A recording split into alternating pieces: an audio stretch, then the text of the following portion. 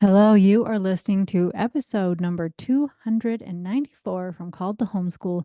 Keep it simple with your curriculum and January lesson plans. Friends, happy new year to everyone who is excited for 2025. I am super excited this year because my oldest daughter will be coming home from her mission, and then she and I will be going on an epic adventure. So I cannot wait for that. I'm so thrilled to see her and then go travel with her. So that's going to be really awesome. Other fun things happening in my family, but I can't announce it yet. So I will announce that as soon as I can. Also, going to be my 25th wedding anniversary. I got married in 2000, which is so convenient because it is so easy to remember how long you've been married. So excited for that. Hoping to go on an awesome trip with my husband. We'll see if we can make it happen because I'd really like to do that. I also thinking about doing a full Ironman this year, and I'm still I'm not going to do one this year, but like I think that still is a goal of mine to do a full one. But my sister started running with me again last year, and I have been having so much fun. And it's been so awesome to have a running partner again, especially somebody that's running at your same pace and somebody that you're obviously very comfortable with. So that's been awesome. We have a half marathon coming up in a few weeks, and we decided to do a marathon again this year. So some fun stuff this year. Um, Anyways, this episode isn't about goals. Even though I just told you some of my things. It's not about goals because I think sometimes in January we get sick about hearing about goals and pushing ourselves, and sometimes it doesn't feel right. And so I want to talk about something else. I actually love the idea with goals when it talks about a lot of things happen in the spring. And so maybe sometimes spring feels better to people with that rebirth, those types of things. But I think goals you can just do whenever you want. You don't need to wait till January 1st to do a goal. So um, I think just do goals when they feel right to you. So anyway, I want to talk about why simple works and then go over the lesson plans for January. So, friends, I've been homeschooling a real long time. I have a lot of kids, 7 kids, right? I've graduated 4 kids, and I have 3 kids still at home with me. I've tried lots of different styles and curriculums and lesson plans and all those things. And some of them were awesome, and some of them were terrible that I did not care for. Some of them were easy to do, and some of them would bring my kids to tears, or my kids just hated them. When I started homeschooling, I had no idea what I was doing. On one of our first days of homeschooling, I got out pieces of paper and I said, let's write letters because I had no idea what to do. I hadn't even looked anything up. My girlfriend had started homeschooling that year. And so she had at least, I don't think Google was even around when I started. So she had searched for homeschool stuff and had found this language arts program. And so I bought it too.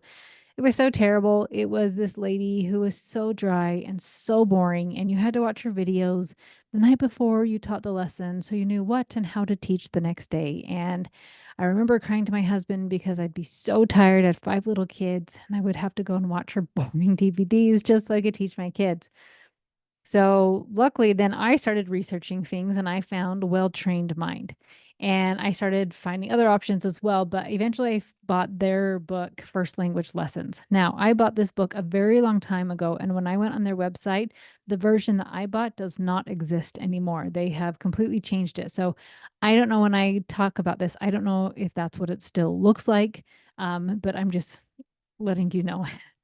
So, anyways, I bought this book for language arts, and it was awesome.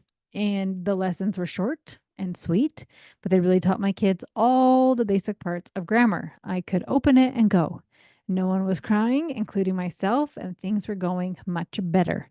And I was able to start and get to a good rhythm of homeschooling and really be consistent with our homeschooling. Um, then fast forward several years later, and The Good and the Beautiful was starting to get popular. So I jumped on the bandwagon and I ordered it for my kids as well. It is incredibly thorough and very beautiful, but for me, it was just too much. And for a lot of my kids, it was just too much. The lessons were long and often boring, and people started to get tears. And after a while, I had to shelf their stuff. Now, just a side note, if you love The Good and the Beautiful, I love parts of their stuff, but their language arts to me has just been a little bit too intense. I've heard they're revamping it because of this. So maybe it'll change. I don't know, because a lot of people are like, this is way too much. Um, but if you love it, please keep going with it. I just coach a lot of people who feel trapped and slaves to the good and the beautiful lesson plans and curriculum. So if that is you, please know that you have my permission to shelf it if it is not working for you. But if it's working for you, fantastic. So, anyways, I was thinking about the difference of these two curriculums. And I realized part of the reason that I've been able to homeschool for so long and stay so consistent is because I have kept things simple. I don't try to overcomplicate my homeschool. I have the basics that I want to do, and they're simple, easy for me to do and get through and teach what I want to do, and easy for my kids to finish them as well. And then if I have more time, more energy, we can throw in some games, throw in an activity, throw in a craft, throw in a field trip. We can do anything we want. And we get to do it because we want to, not because we're obligated, not because a book told us that we have to go outside and go look at these pine cones. But we can just go outside and say, like, I have a great idea. Let's get pine cones and put peanut butter on them and bird feeds and go make little bird feeders, right? We just got to do it because it was fun. And if we're having a crazy day or we have lots of things to do, I don't feel bad if we just do our language arts or just our math because it's not too much. It's not overwhelming. And so it's something that we can stay on top of. So, as I have been reflecting with this and reviewing different curriculums I've liked and ones that have felt overwhelming and I didn't enjoy, I started to think about my own lesson plans that I write. And I realized that they are very full. They have read aloud suggestions, memorizations, get together activities, lessons, music and or a podcast video suggestions, and then an activity every day. I realized that my lesson plans were reminding me a lot like The Good and the Beautiful, and that there was just too much. And all of a sudden I got why she put everything in, because it's like there's so many good things out there. I just want to share them all with you. Even I can't do all the things in my lesson plans. And I don't have a baby or a toddler, and most of the times I'm just homeschooling the two kids. So it has made me rethink everything that I have been creating. I decided to completely simplify my lesson plans so that it is easier to do, just like the first language lessons from the Well Trained Mind. My lesson plans now will include the following: 2 suggestions or ideas for a read aloud book. One of them is a chapter book, and then one of them is a picture book, but the same idea. And then book options. Let's see, book lists for your lessons each day, and book options for your independent team. This way, your school is now incredibly doable. You will learn about mental toughness for your life skills. So you have 4 different picture books for you to use during the month. But if you feel inspired to plan some goals, go after a 5K, or do something else that requires mental toughness, do it. If you know that there's a video you want to watch, show it, right? I want you to use your creativity and your choices. Excuse me, my throat is drying up. And use your creativity and use what like thoughts and ideas come to you, and actually have time to do it, because you're not like, well, I got to do all the things that Meg suggested that we do. But if you're feeling really frazzled, just read the book and call it good. The arts will be Emily Dickinson and Whistler. There are only a few books with this subject. You may feel inspired to write some of your own poetry, or do some copywork of poetry, or maybe paint, or just go, if you can go to a museum or something. But I want you to have the bandwidth to go do the things that you want to do that speak to you. Um, let's see, for science, it is going to be John Muir and national parks.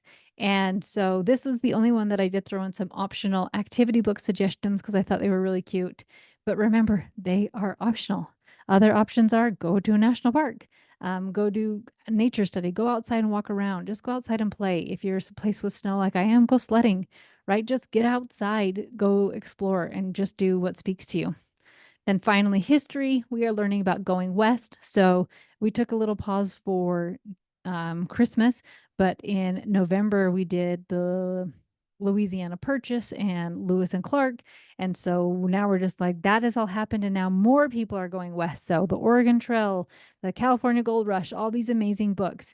And so these books, they're all picture books, and they're just inspired from the philosophies of Well Educated Heart and Charlotte Mason.